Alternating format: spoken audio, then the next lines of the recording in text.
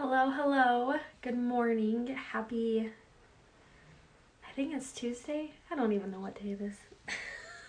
This week has gone by so quick. There's so many things going on. I think it's Wednesday now.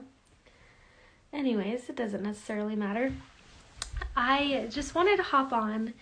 I just recently had a session today. I just got off of a call and I was just so reminded of how present our ancestors and our angels are within the family. I feel like a lot of times when we think about generational clearing or generational like ancestral lineage, I think a lot of times we think of the negative. We think of the heaviness that's connected in. We think of the trauma, or we can relive what mom went through, what grandma went through. Like, all these people have these similar traumas. When in truth, our loved ones are here to help support us and give us understanding and strength and happiness. And I also think that means that we have amazing gifts that also come throughout the family lineage. And not only do they want to help support us in moving through difficult times, but life isn't supposed to always be difficult. Like, we don't have to always be so focused on the heaviness or just persevering or just surviving life. Like, our ancestors want to be here to help us live our life powerfully. And that's also exploring our gifts, our talents, those things that come naturally within. And not every gift is going to be something that we have to make money from. That's part of this law, that's part of this, experience in the physical form. Is we're all about financial security and stability and having the space, which of course we definitely need that. But sometimes us thinking of ways to always monetize all of our gifts pulls away the joy and the excitement and the experience of just having those gifts. And I don't know, I was just so reminded that we do have gifts that run in our family lineage. And it doesn't have to be bad or wrong. Like, our connection to our ancestors doesn't always have to be healing the trauma. It's like really sitting with and saying, and maybe that's, looking at your family tree, and maybe that's asking people who are still living what other people experienced or what they did or their gifts or their talents. And innately those things are within us, and they're going to bubble up and they're going to come forward.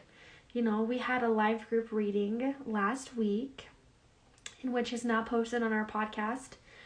Just a short clip of it before we did all the question and answers for those who were on our call. But even then, at one point, a message was shared of 6 or 7 generations back. I can't really remember. But they were talking about this gift that lies within the family of communicating with plants, or using plants as healing, using plants as revival, as this vitality, this space of life. And it was something that was passed down from generation to generation. And they were saying, like open yourself up. Maybe this is a gift that you'll actually really embrace and love. And then I asked, have you been drawn to plants lately? And she said, I just have all these plants in my house I've just recently gotten. And it's these things that we're drawn to, these things that are connected into our DNA, into our strands of who we are. And none of it's bad or wrong, but if we only focus on the negative, if we only focus on the things that we're not experiencing, or the disconnect from our family lineage, we're cutting ourselves short. And that doesn't mean that we have to live for our ancestors either. It just means that we're not alone, and it means that there are so many good things and they're cheering us on. And they want us to feel excited, they want us to feel happy, they want us to feel whole. And they also encourage us to live our very best life. Today I had a husband who wanted to just communicate with his wife that he supported her in all of her decisions, knowing that she is always in his heart. So if there are decisions, if there's any feeling or any energy of man, I need to move, I need to change some situations, I need to work on different things, they just want us to fully embrace this human experience. And they don't hold on to labels. They don't hold on to things or anchor us like we do ourselves here. So when we can surrender, when we can sit with it and be with it and understand it, we can truly be magnified in our gifts and our talents. And the purpose of all of that is to help us feel even more connected to our spiritual awareness, to our spiritual power, to our purpose and our connection here is how many times do we go throughout life being numb, scrolling on social media, comparing ourselves to every other little thing that we're not. That we hold ourselves back from fully embracing our gifts.